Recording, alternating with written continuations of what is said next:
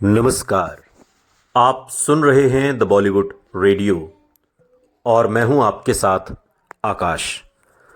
दोस्तों, आज के इस पॉडकास्ट में किस्सा राजेश खन्ना और शर्मिला टैगोर का है। दरअसल ये किस्सा शर्मिला टैगोर का है और इस लिहाज से चूंकि वो सुना रही हैं राजेश खन्ना की कहानी। सालों बाद राजेश खन्ना पर जब अपने एक लेख में शर्मिला टैगोर खुलकर बोली। ये तो हम सभी जानते हैं कि दिवंगत अभिनेता राजेश खन्ना भारत के पहले सुपरस्टार रहे। उनके व्यक्तित्व, खूबसूरती और करियर के शुरुआती दिनों में फिल्मों के चुनाव ने उन्हें रातों रात ये प्रसिद्धि दिलाई। राजेश खन्ना के फैंस की फैन फॉलोइंग भी अच्छी खासी थी। खासकर महिलाओं के बीच उनका जबरदस्त स्टारडम था। उनका हेयर स्टाइल एक ट्रेंड बन गया और काका लगभग सनसनी बनकर उभरे और छा गए। दुर्भाग्य से राजेश खन्ना का पतन उनकी सफलता जितनी ही तेजी से हुआ, जितनी तेजी से वो ऊपर उठे उतनी ही तेजी से नीचे भी गिरे। कई फिल्मों में उनकी सह कलाकार रही शर्मिला टैगोर बाद के दिनों में बताती हैं कि दिवंगत सुपरस्टार राजेश खन्ना अपनी सफलता को क्यों नहीं समझ पाए।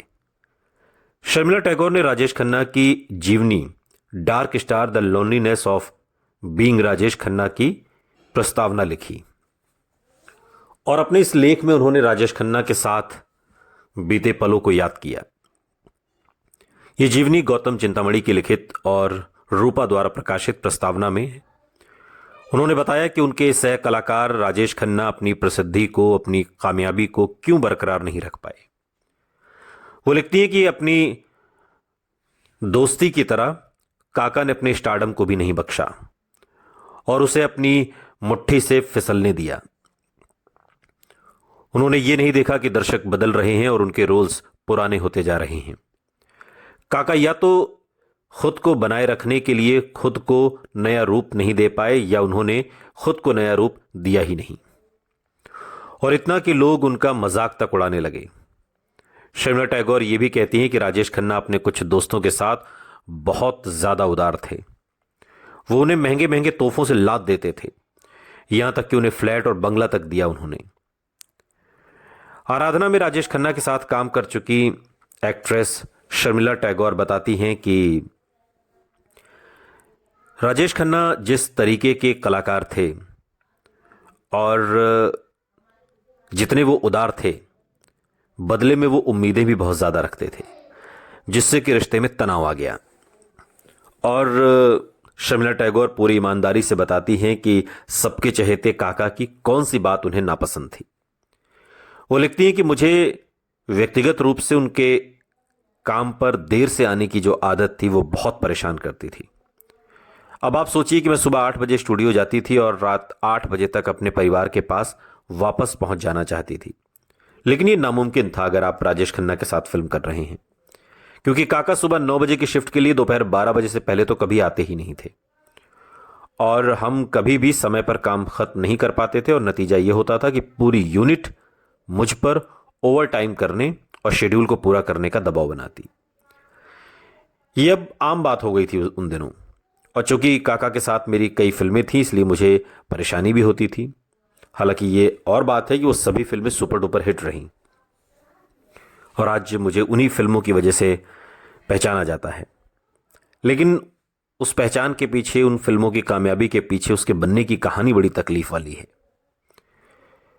और शर्मिला टैगोर आगे बताती हैं कि इसलिए हमारी जोड़ी इतनी सफल होने के बावजूद मैंने दूसरे एक्टर्स के साथ ज़्यादा से ज़्यादा काम करना चुना। शायद काका को भी लगा कि एक ही एक्ट्रेस के साथ इतनी सारी फिल्में करना भी ठीक नहीं और ऐसा करने से नीरस लगने का खतरा भी हो सकता है। खैर, जो भी हो, हमने पाया कि हम साथ में कम फिल्में कर रहे हैं और मुझे सच में स्वीकार करना होगा कि ये एक बड़ी राहत की बात थी जब राजेश खन्ना के साथ मैंने फिल्में करना कम कर दी और बाकी एक्टर्स के साथ मैंने जितेंद्र के साथ, धर्मेंद्र के साथ या उस दौर के और तमाम बड़े कलाकारों के साथ फिल्में की।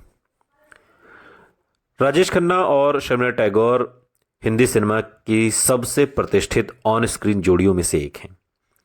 1960 और 70 के दशक के अंत में कई यादगार फिल्में रहीं। उनकी केमिस्ट्री ने आराधना, जो साल 1969 में आई, 1972 की अमर प्रेम, 1973 की दाग, 1974 की आविष्कार जैसी कई जो क्लासिक फिल्में थीं उसमें उन्होंने काम किया। लेकिन राजेश खन्ना के साथ शर्मिला टैगोर ने बाद के दिनों में कोई फिल्म नहीं की, और उसकी बड़ी वजह यह थी कि वो राजेश खन्ना की वर्किंग स्टाइल से नाखुश रहती थी। हालांकि इसके उलट मुमताज़ अलग कहानी बताती हैं।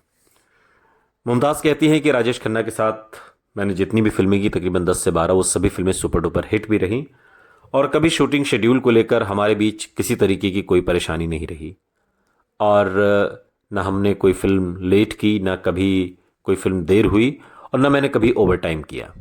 जो बातें शर्मिला टैगोर कहती हैं। हालांकि ये भी बात आपको यहाँ बता देना बहुत ज़रूरी है कि शर्मिला टैगोर और मुमताज़ की आपस में जवानी के दिनों में कभी नहीं बनी। एक जो कैट फाइट होती है ना, उस तरीके की चीज़ें यहाँ पर भी थीं।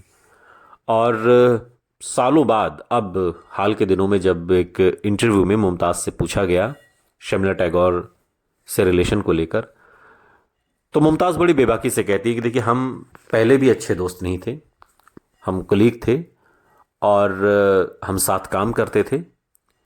वो अपनी फिल्में करती थी, मैं अपनी फिल्में करती थी, लेकिन उन दिनों हम दोस्त नहीं थे। तो आप हमें दोस्ती की कैटेगरी में नहीं डाल सकते। हम एक दूसरे को बहुत अच्छे से जानते थे, और ये रिश्ता बस इतना ही था। तो एक ये भी है इन दोनों की बातों में जो विरोधाभास है। लेकिन एक चीज़ कॉमन है जो राजेश खन्ना को लेकर अक्सर कही भी गई, कि राजेश खन्ना सेट पर तो बहुत देरी से आते थे, और देरी से आने का आलम यह था कि एक बार तो एक फिल्म कर रहे थे वो जनता हवलदार महमूद साहब के साथ। तो उस फिल्म में उन्होंने जिस तरीके से काम किया और लगातार वो लेट आते रहे, तो ये बात महमूद साहब को बहुत नागवार गुजरी, और बात इतनी बढ़ गई कि महमूद साहब भी बहुत बड़े कद के आदमी थे, फिल्म इंडस्ट्री उनका बड़ा सम्मान करती थी। तो एक रोज़ उन्होंने राजेश खन्ना से वाद विवाद में थप्पड़ मार दिया, और उसके बाद यूनिट के सभी लोग सन्न रह गए कि राजेश खन्ना द सुपरस्टार को थप्पड़। लेकिन राजेश खन्ना ने कुछ कहा नहीं, क्योंकि वो जानते थे महमूद साहब बहुत बड़े आदमी हैं, और इसलिए उन्होंने ना कुछ कहा ना कुछ सुना। लेकिन अगले दिन से वो बिल्कुल समय पर आने लगे, और उन्होंने पूरी फिल्म समय पर शूट की। राजेश खन्ना के साथ देरी से आने के चर्चों और इनके नखरों की वजह से यश चोपड़ा और राजेश खन्ना की भी जोड़ी टूटी थी, जिस पर हमने एक पॉडकास्ट बनाया भी था, आपने सुना होगा। और यही वजह थी कि यश राज फिल्म्स का जब निर्माण हुआ तो कहा गया कि इसमें यश यानी कि यश चोपड़ा और राज यानी कि राजेश खन्ना हैं, और दोनों ने साथ में फिल्म दाग में काम भी किया। यश चोपड़ा की बनाई पहली फिल्म यशराज बैनर्स की, और दाग सुपर डुपर हिट भी रही, उसके गीत संगीत बहुत हिट रहे। लेकिन फिर भी इस फिल्म के बाद यश चोपड़ा ने कभी राजेश खन्ना के साथ काम नहीं किया, और कहा जाता है कि इसके पीछे की भी जो वजह थी वो यही थी कि वो देरी से बहुत आते हैं। ये देरी राजेश खन्ना के साथ हमेशा बनी रही। वो अपनी शर्तों पर जिए, अपनी शर्तों पर मरे, और उनका ये भी कहना था कि मैं एक्टर हूँ, कोई क्लर्क नहीं जो 9 से 5 आऊँ। सुनते रहिए द बॉलीवुड रेडियो, सुनता है सारा इंडिया।